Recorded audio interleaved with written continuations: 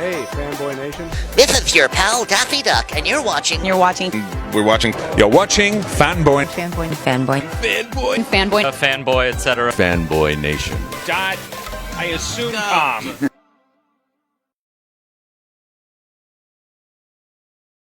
This film gets the rare distinction of getting 2 screenings at the Newport Beach Film Festival. First on October 17th at 5:30 p.m. at the Triangle Cinema Screening Room 5. And again on October 20th at 5 p.m. in the same screening room.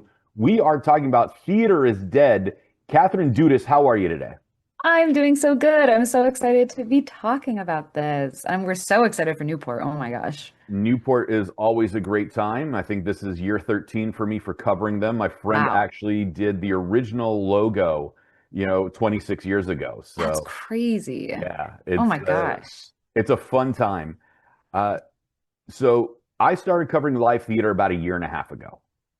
Live theater. Live theater. Wow. Okay. Yeah. And I've done voiceover. So I've taken these voiceover classes and the Meisner stuff. And, how do I put this politely? Because, there's no real way of putting this politely. Dylan Adler, fantastic actor, made me believe that he was Jaden so much that I wanted to suplex him. Like if he got in my ear when I was on the phone with a relative, I would have dropped him. That's so funny. I was like, I really want to hate this guy. That's how good of an actor he is. That's a very good compliment. Yeah. That's a huge compliment. So he 100%. He becomes Jaden. And yeah, I hear from a lot of people that a lot of theater kids are like, that was traumatizing. But I'm like, that was the goal. Like, I'll give you an example. So I came from the world of sports. All right. And movie musicals terrify me. Like I can handle stage musicals, but movie musicals are my horror films.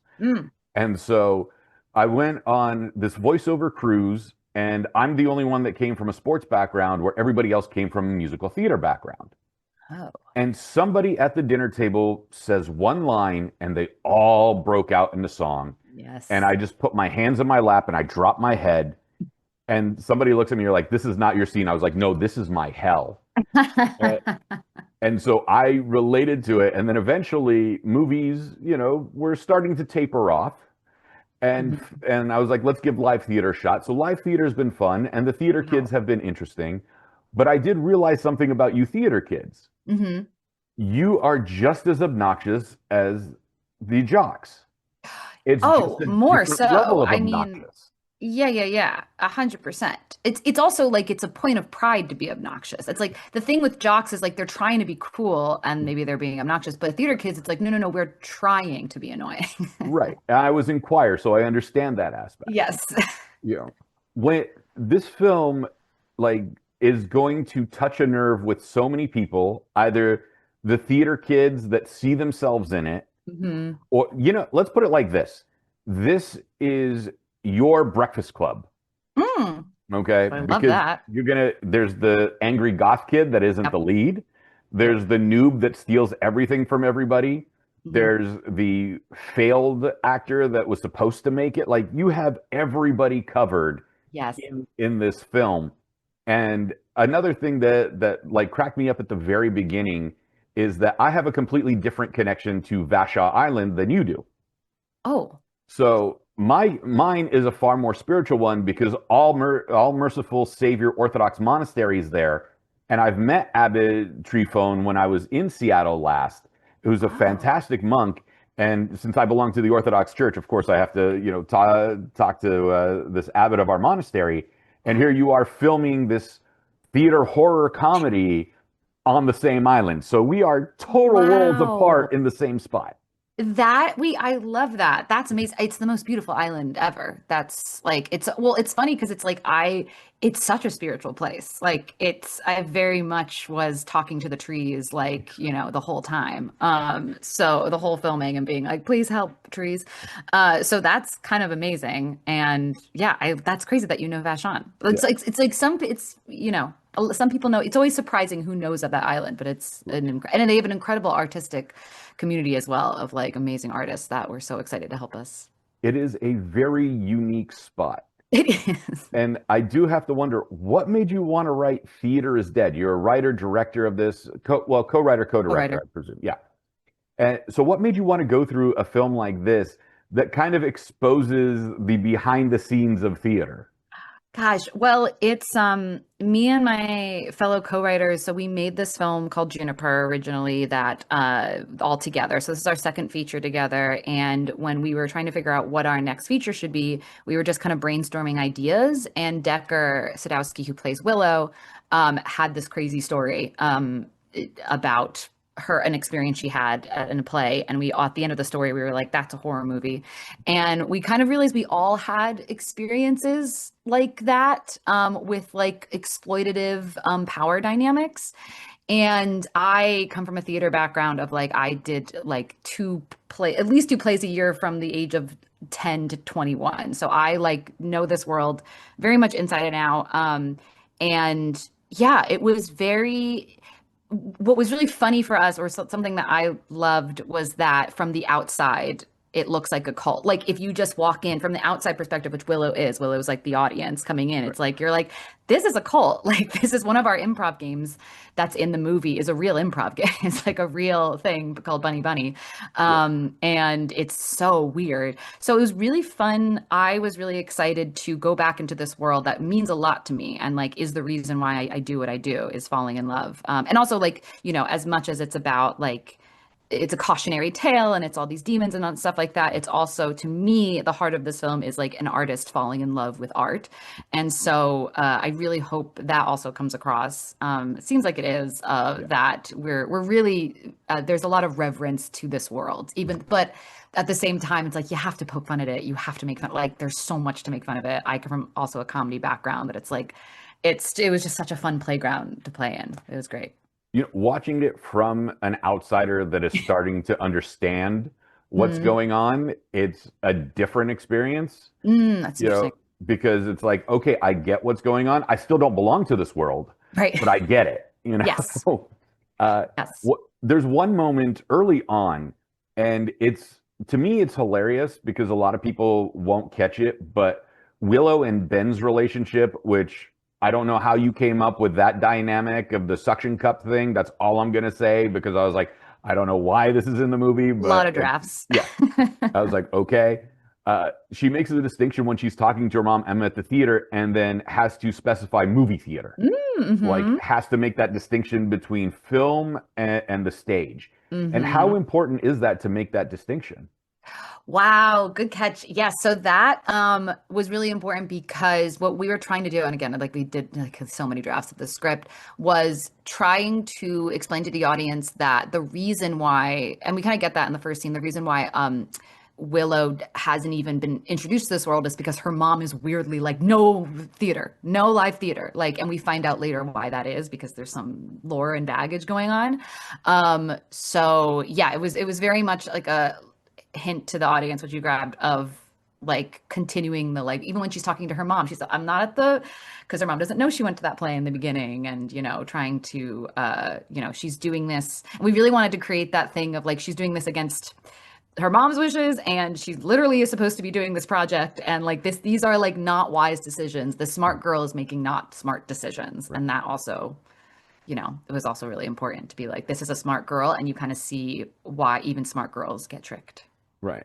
Yeah. And then Miranda's interaction with Willow. So my dad was an engineer. So like I have this Mm, weird like around the world type, like I'm in the orbit of what's going on in this film, love this. essentially. Love this. And the conversation between Miranda and Willow, where Willow tells her that she's an engineering student, and Miranda's reaction is like, why? And I was like, because she's got to pay the bills and she's good at math. Like, what's the deal? Yes, well, it's funny because Decker Sadowski, who plays Willow, that is her story, is she was an engineer. She like said no, she had like she was an engineering major at Dartmouth, and she got this big offer from this engineering firm that she turned down because she was like, I got to go be an actor. And her boss was like, what? Like, so that was very much, and also it was really important to Decker that we don't, and hope it comes across that like, it's not that she hates engineering, it's just that something was pulling her else in this different direction. But it's very theater kid, it's very theater acting. People who are in the arts are like, what Miranda was doing was kind of just like but this is who you are. Like, like you can't, the reason why we're all in this crazy industry, or a lot of us are, is because unfortunately we can't do it. We can't see ourselves doing anything else. Like obviously, like we would love to be in stable jobs that don't like rip your heart out. But for me, I personally think it's just not a choice. So that was kind of also like Miranda doesn't believe it's a choice. Yeah. Yeah, and that's an interesting take in that regard. So like a lot of theater kids are going to get this film from every aspect. There's like so many Orange County theater people I that hope I've met so. over the last year and a half that I've covered that I've just sent messages to. I was like, "Hey, go see this movie. This is Yay! your world." So Thank hopefully you. you get a bigger audience from just the people that I name dropped you to. Please. Thank you. That's really nice. Yeah. We want to pack What those houses. Well, one thing I could see this film is actually being adapted for stage. And We've gotten that before. Yes. what would a stage adaptation like this look like? Like you're going to have plants in the audience just coming up in interacting I at some like point. that. Well, I like that because I was I did Cats in high school. That was our senior year musical. So I'm all about, and in Cats the musical, there's the cat star in the audience. So I'm all about that. Yeah, we've gotten that before. People have said that. I would love because yeah, like I said, like I started in theater. I mean, I honestly I think a lot of theater kids do film literally for the express goal that they'll get successful enough that then they can come back and do theater. Like I've heard that so many times, and obviously that's also on my bucket list. I'm like, I'm doing this racket so someone lets me do theater again one day. Right. Like Paul Walter Hauser, Mm, he's Oscar nominated yes, and like he had to get an Oscar nod to go into professional wrestling because he loved wrestling so much, but he had to make it in another industry and get recognized as an Oscar caliber actor to go that's into what he insane. really wanted to do. So it's like this very weird The heart wants aspect what of it wants. theatrics. Right. Yeah. And I'm not knocking him for it, No, 'cause I yeah. love professional wrestling, and I was actually at the Major League Wrestling show when it came to Long Beach. So, Oh, that's my world too. And I'm just sitting there. I was like, yeah, it makes sense that you have to you practically win an Oscar to go do what you really want to do. it's really true. And I love film, obviously. But it's, there is nothing like that is the thing that, made a lot of us fall in love because that was the accessible thing when you're like in high school or whatever. Yeah. So I'm doing my best not to give away spoilers because this You is know, how it's hard. much You're doing I. good. Right. Thank you. And especially when I really like a movie, it's very hard for me not to give away spoilers because I start stammering through it. I was like, oh, I can't say that. Oh, And now no, it's I'm hard. about to reveal that. How do you get to the point where is the horror twist comes in? Like at what point was this something that was always there, or was this Mhm. something that like by the third draft you're like, hey, let's add this element to it? Yes. So it was always a horror. It was always going in as a horror. So we were like, which by the way, I have no experience in horror. But it was when we realized this was the story that we wanted to tell, we realized that the genre, it was kind of working backwards. It's like the best genre to tell this story is a horror comedy. So there have been so many different variations of this. I was looking at like older script drafts and I was like, what? I totally forgot about this. But it was always so at a certain point, so started out very comedy horror, and then we started getting notes and making it like a straight horror. So there's a script out there that's like straight horror. And then one of my co-writers and producers, Olivia, like came to me and she was just like, this has lost. She like read the script and she was like, this has lost all of your voice. Like we need to bring back the comedy. And like it was kind of this like push and pull because like a lot of people were like, yeah, just like it's easier to sell if it's straight horror, like just go straight horror. But it's just not uh a lot. It's just not my voice. It's not a lot of their voices. And I have such a hard time telling any story without comedy. Like I just think it's such a important, I think you can only get the some dramatic tension and messages in if you're making the audience laugh first. Like I think I'm truly a big believer in like you have to get. It's why Tarantino films are the best. It's like because they're funny too. Like it's like so that was really important. So, and we were really trying to figure out the tone because it's a very campy tone. So like the whole tone thing was a whole thing. And but once we realized we're just like leaning into that. But the horror, yeah, the third act really goes balls to the wall. And it was kind of like I really wanted to play with the tension of like this like slow tension because both comedy and horror rely on build up and release. So that was really exciting for me. And like I did my homework and like watched a bunch of horror films and figuring out how the best directors do this. But we really just kind of wanted to like once it snaps because we wanted keeping people guessing as long as possible. And then once the big thing comes out, we just wanted to like go. And we do. And it really goes. The third act is like my favorite part. So I will commend you on this because a lot of people have forgotten this in the last decade. Hmm. All right. People have been they put absurd characters in absurd situations, which the comedy's completely lost. Mm. You put absurdity with absurd characters who are playing it completely straight. Hmm. And that's where the comedy really comes from. Yeah. And I don't think people understand Yep. that you can't have two absurdities going at it. Nope. It just doesn't work. Like they're playing it Yes. completely straight and they're all lunatics. Yes. And that's what makes I'm it so fun. glad you said that.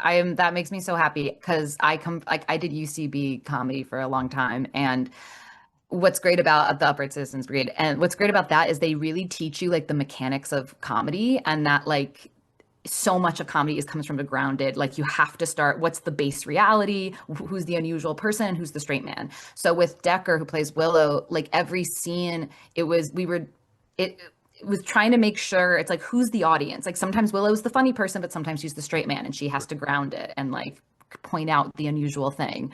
So that makes me very happy. Yes. Cause also it's like, it's true. And also like any good actor is going to play the absolute truth of every scene. It's like, no matter what the scene is, if you play the truth of it, if the writing is doing what it's supposed to do, it's going to achieve the goal. You can't do too many like winks to the, in an acting way. Yeah. That was the one thing that never really came up, but there was that mixed crowd of the last Ghostbusters, the all-female Ghostbusters, and how people were like, oh, it's either misogyny or, whatever, but no one paid attention to the fact that the entire premise is absurd. Yes. But they all played it absurd and over the top, and that's why the comedy didn't hit. If they had played it the way the original film did, played it straight in the absurdity, I think it would have hit better. That's why British comedy is so good too. Like I think that's also like that's why the Brits are always kind of better at comedy. Like they're so good at playing things straight and grounded. But that's such a good point. I love that. My comedy nerd brain loves that so much.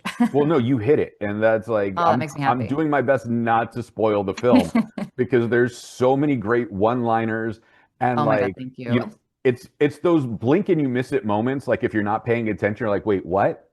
And so you have all those lines in there that just make it that much more fun because you have to pay attention to the dialogue. And dialogue is a huge aspect of this film. It's huge. Yes. And I'm an insane person about dialogue. Like the girls will tell you, like it's so hard because like the hardest part is always exposition. Like, I mean, like the first 20 minutes or 15 minutes of any film, writing the dialogue for that is probably the hardest part of any film because you're just trying to get information out in a way that is how people talk, but also makes sense. And it's all this stuff. But yeah, it was really fun to cram as many jokes as we could into that. And yeah, that just, especially and for me, like, I love using filmmaking to get as many jokes, like the edit, like the transitions and like getting as many jokes as possible visually when you can't do them in a dialogue sense is also important to me. Yeah. When you sit down and you finally get the draft, how many drafts did you go through? I think like 12, like it was so many. It was maybe even more. It was a lot. We started writing this in 2022. Yeah. Dang. And we were, yeah. 3 years to get it done. 3 years to get it done. And we had a first draft, like done after 2 months. And then the amount of times it changed, because it was originally set in LA.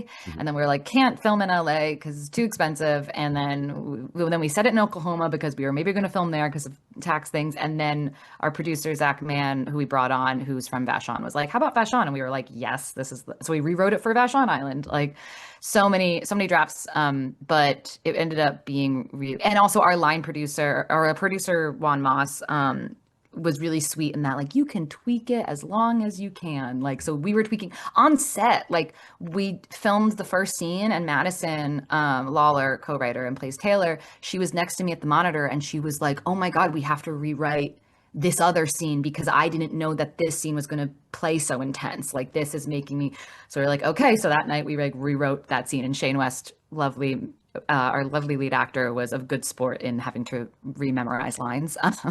Because we were like, because also that's the fun of it too. It's like it's living, it's breathing, it's like you're seeing things. So you're like, I could, I spent me and my DP did the shot list like a million times, but like it's not, and you can like sometimes I would sit here and like look at my blank TV and like picture the movie on the TV, which also is insane. But you don't know until you're actually doing it, how it's going to turn out. So yeah, definitely a lot of on the fly stuff, but yeah, we're very happy with how it ended up. So you made a movie about theater, Yep. going full theater in Yep. writing it and producing it. Correct. Yes. Okay.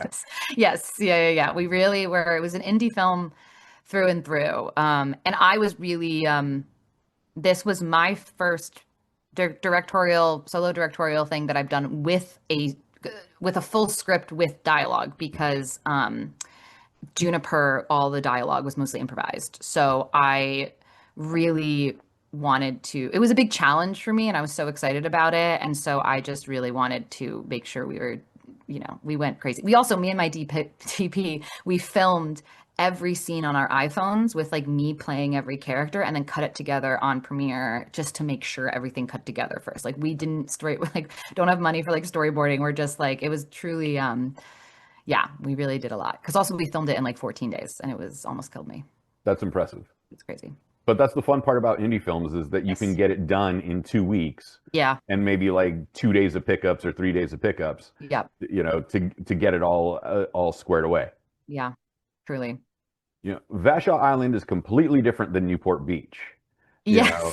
It's winter year round in Vashon Island. It is spring to summer year round here in Orange County. Mm-hmm. This is our winter. I mean, it's slightly breezy, so we might have to put on socks. But when you get not only the okay to go, hey, we're gonna screen your film, but you're getting a Friday night screening, not like a Wednesday at 3 p.m. when everybody's at work. insane. But then on top of that, oh, by the way, we liked it so much, you're also getting a Monday night follow-up screening for the people that can't make it on Friday. How exciting is it when you get 2 screenings and they're both evening instead of just like the one? Because sometimes it's like one, you're excited for it, but like, wow, the reception is that good that we're getting more than 1 screening.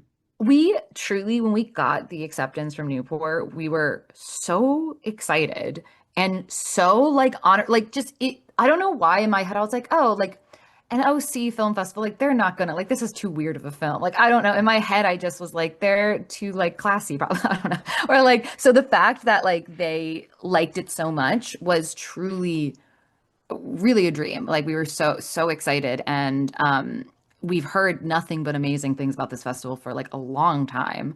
So and also we were like, it's close to home, like being able to just like get there and like spend the weekend, see all these films. And like, I'm so excited to see this movie Bad Haircut that's on Saturday, that we met those filmmakers at Fantastic Fest. And yeah, I'm just excited to explore. I also have not spent that much time in Newport Beach. Yeah, it was a true honor because it was, it's the festival, as any indie filmmaker will know, it's like it's hard to, the festival, the hardest part of it, waiting for acceptances is really hard. So any sort of like, oh my gosh, we liked it so much. We're just like, I will give you my kidney. Here you go. Like, well, let's hope you hang on to those for a little while. Sure. Yeah. I'll tell you this. I'm a very much physical medium guy. And so to me, books and movies have always been, books, movies, and CDs have always been a shorthand. Like you go to somebody's house, and they got their movie collection, music collection, or book collection on the shelf. You thumb through and you're like, all right, I get kind of who this person is. This is one of those movies that I'd want on my shelf where people would be like, what is Theater's Dead? I was like, oh, you got to see this one.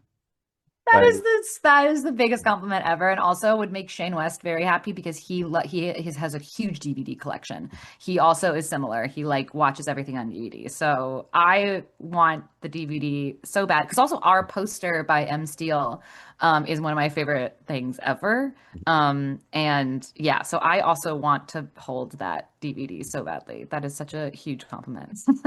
Well, it's true. I wouldn't say it if it wasn't true. Like if I didn't like the movie, I'd be like, hey, Catherine, I don't think we should do this interview. But like, I'm not the guy that's going to blow smoke. tell That's you how much I love the movie, and then you're going to read my review a week later and go, what you're happened like, to the guy that was so nice? damn. No, that's not me.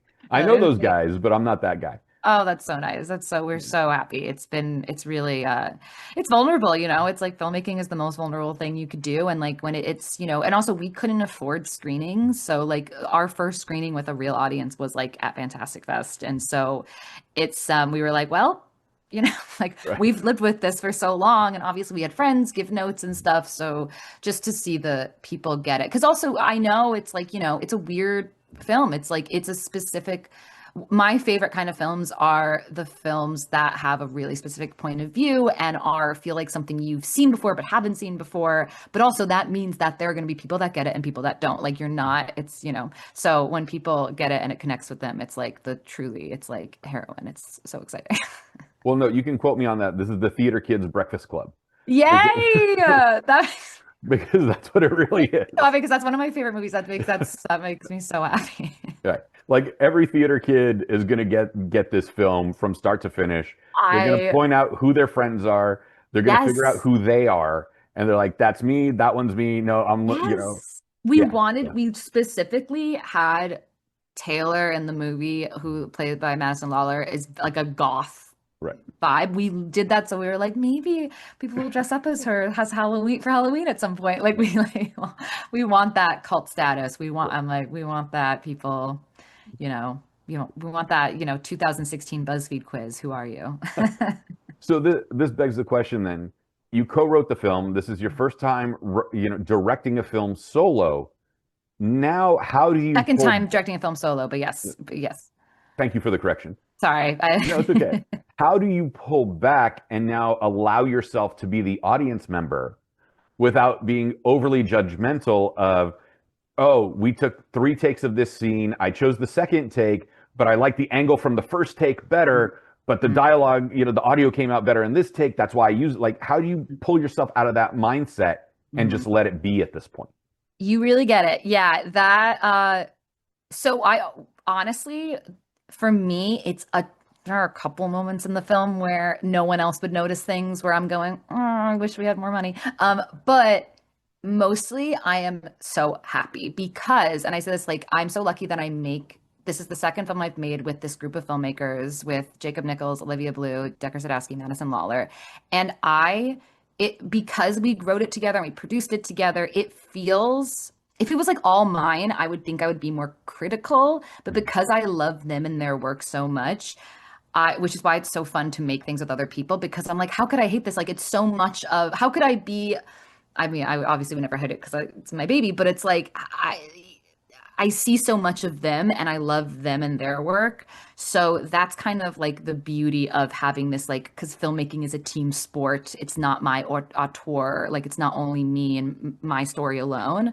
So that honestly is the saving grace of that. But so, and it's, to me, again, a comedy person, being in a screening and like getting to hear laughs is insane.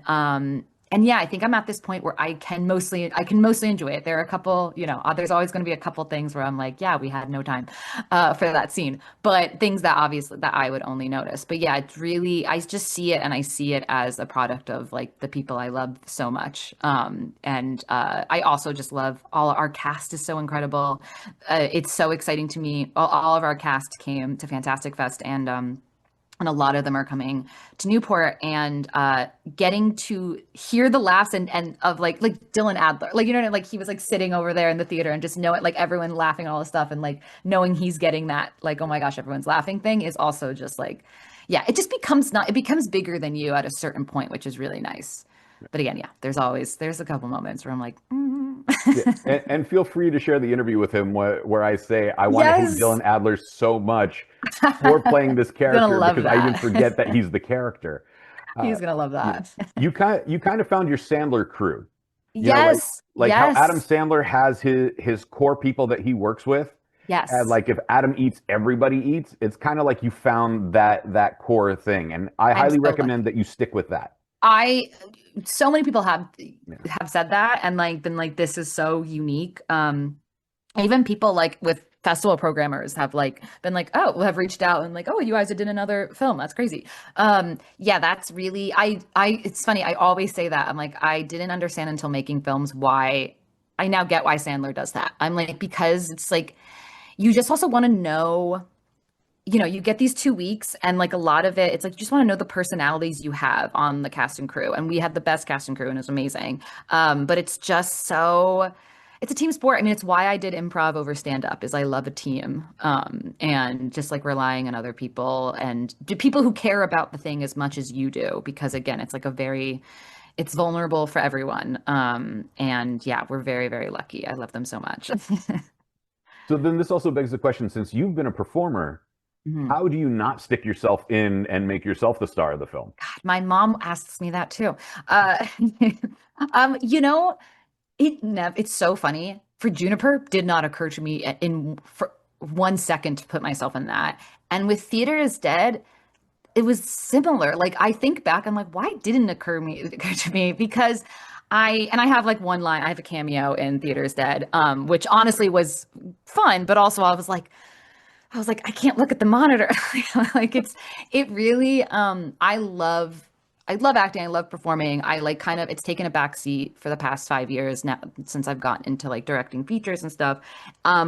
I still don't trust myself. And I think that's changing I don't trust myself to be able to be an objective with me on screen as well. I think to be the best director and writer I can be, I kind of need that distance, and I still don't trust myself to not have the ego of like, I'm gonna pick that take because my hair looks better, like At least I you're still honest don't. about it. At least you're Yeah, honest I don't about it. trust myself yet. I'm like, I think I will absolutely put myself in something in the future and like have fun with that and get back to that feeling. But also what I tell a lot of people, what I was really surprised about with directing is I kind of feel like I feel like I get to play every character, like, which is like, I get to play Shane West's character as well, because when I'm giving notes, I'm also thinking like how I would do it, or like how, you know what I mean? Like it really directing does really scratch the acting itch in a way I didn't expect, because you get to kind of make those choices alongside the actor.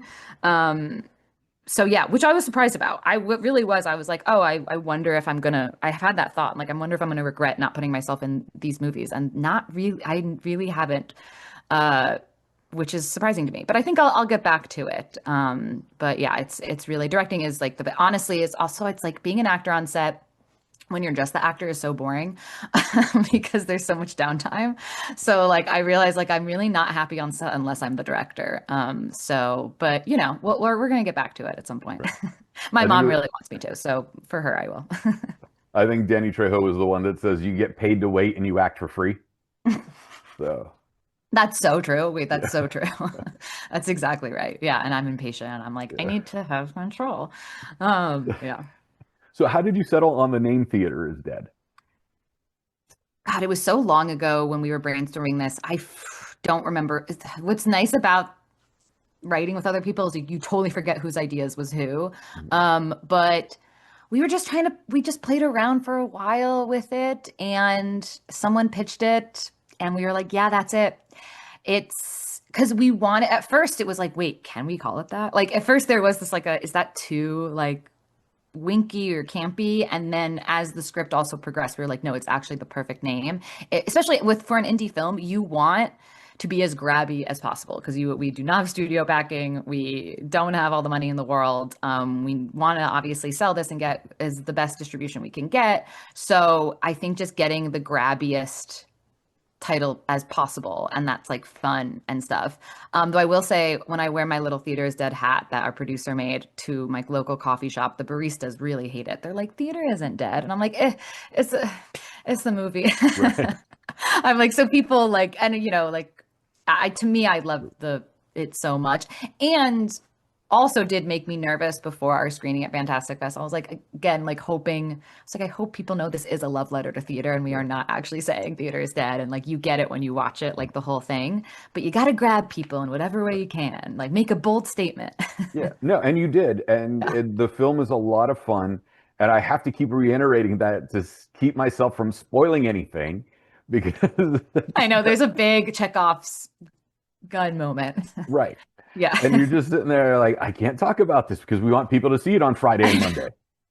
I know, and I really appreciate talking to you and that you're telling people to come see it because I really want as many people to see it as possible, especially in a theater. It's a really fun experience in the theater, and I didn't know that until we experienced it in the theater.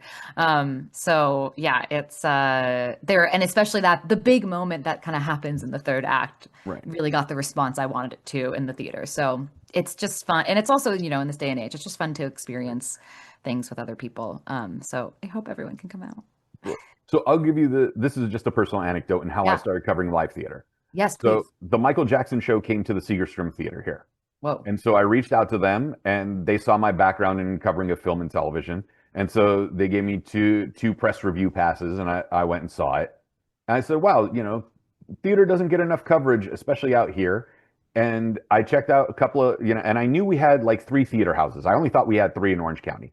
So Mm. I knew of Segerstrom, South Coast Rep, and Laguna Playhouse. Mm-hmm. And then, I reached out to the other 2, and they're part of the OC Theater Guild. And they list all the other local theaters that are doing shows, whether they're community theaters or, funded playhouses. And I was like, wait, we got more than 3? And so, people look at me and are like, really, you're that oblivious? And I was like, I've been covering film and television for so long. I didn't realize we had more than 3 theaters in Orange County. Look, they slide under the radar, but like nothing holds up a community like local theater and like it is. I mean, that's what I used to live in New York, and that is what I miss about. I mean, LA also has great theater, but yeah, there's nothing like it. And I was a huge musical theater nerd, and still am, but I want to get back into like I used to know like all of like the latest musicals and stuff, but yeah, it's the best. It's the best. It's so fun. But LA County's sneaky about it. They make sure that all the theaters are less than like 67 seats so they don't have to pay the actors scale. I mean, yeah, that doesn't surprise me. Like It they does found a not loophole. surprise Anything over me. this number, we got to actually pay them. So let's cut it back No, to seats this instead. literally so crazy. It's so crazy. Also, yeah, LA has a lot of because I did improv and have done improv in LA a bunch. And yeah, there's all these like hidden black box theaters that you like had no idea about and stuff. I directed my friend's one woman show at the Yard Theater on Melrose or whatever, and I was like, didn't know this existed. Yeah, there's just lots of, and also it's kind of nice though because I do tell people, I'm like, if you ever want to just like put on a 1-person show, like you could pay $300 and like rent a black box like in LA. I'm like, True. yeah, like, go for it. Well, next time I get a +1 down here, I'll Please. make you my +1 to come to one of the shows. You just You got to got it. drive down to the beach. I don't know if you can handle that. God, driving in LA, I don't Right. know. Well, from the valley to here, like everybody out of state will look at it and it's like, oh, it's only 45 miles. And it's like, yeah, in 3.5 hours. It's really insane. I know we're trying to figure out getting down there on Thursday for opening night, and I have to we're like, what time to leave? We have to, do all that. But I don't know. I love LA so much, and it's so much. I know people like love the subway in New York, and I like the subway's great in New York, but there's nothing like being able to sing musical theater songs in your car and for 45 miles, 3 hours. So I love it. Yeah, I'm that introvert that doesn't want to rely on anybody else for a ride. So I'd lose my mind with the subway or the city Oh bus. yeah. It's That so like, stressful. yeah, Yes. I'm like, I can just leave now. I'll sit in my car for 3 hours, but Yes. I'm in the car by myself and I have control of the I'm like, I vehicle. just want my space. Yeah, Yes, I get that. I agree. I want to also, if I want to cry, I want to cry in the car. and I'll that's why cry you in the have the subway, tinted but windows. exactly. Oh my God, exactly. So, Catherine, before I let you go, stick around for a couple of minutes. I got another anecdote I want to tell you off the record because I'm just weird like that. Yay. But, Katherine Dudas, where can we find you on social media? And Yes. what is the big reason? Okay, so before we even get to the social media thing, why should non-theater kids come see Theater is Dead on Friday and Monday, October 17th and 20th at Newport Beach Film Festival? And then why should the theater kids come see it? Okay. Non-theater kids should see it because no matter who you are, you have an idea of a theater kid. If you live in America and you grew up in America, you know the vibe of a theater kid.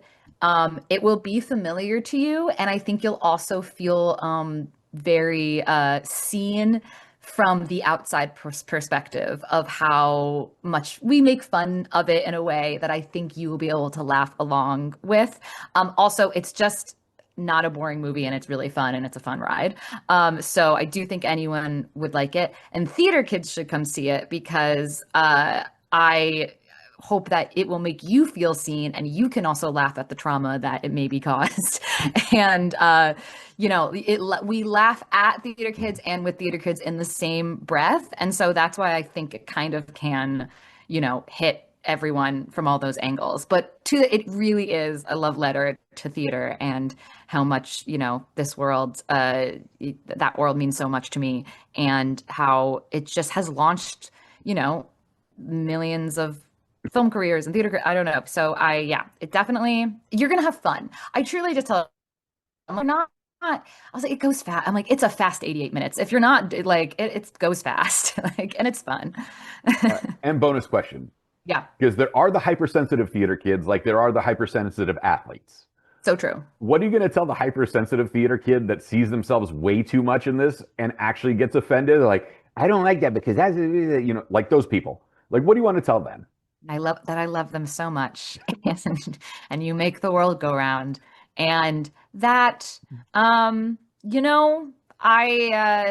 see you, and I was that annoying theater kid as well. So I want them to know that it was made by someone who sobbed her heart out when she didn't get the lead in Little Shop of Horrors in junior year. Like that person, like I was on the floor, my whole life was over. So it was made by a person who gets it. I've cried a lot because of theater. And I would tell them from the jock standpoint, lighten up. But then I know the guys that lost, the league championship and were bawling their eyes out. So oh my God. Same thing. There's no difference. I always feel bad when the team lose, any team lose. That's why it's hard for me to watch sports. I'm like, someone always loses, and it's sad. Katherine, where can we find you on social media, and where can we find the film to keep the conversation going? You can find the film at Theater is Dead on Instagram. It's spelled theater, spelled the American way, ER. And you can find me at Katherine Dudas on Instagram. So please follow along. Dudas with an A, not an I. An A, I know. All right, and let's remind everybody, Theater is Dead, Friday, October 17th, 5:30 p.m. at Triangle Cinemas. Monday, October 20th at 5 p.m., also at Triangle Cinemas. I will link tickets in the body of the post. Katherine, thank you so much for talking to me about your film, Theater is Dead. I really had a lot of fun with it. And it's very rare that I gush about a film, but this is one of those that I swear I'm doing my best not to spoil anything. That's so sweet. Thank you, Robert. That means a lot. Thank you. This was so fun.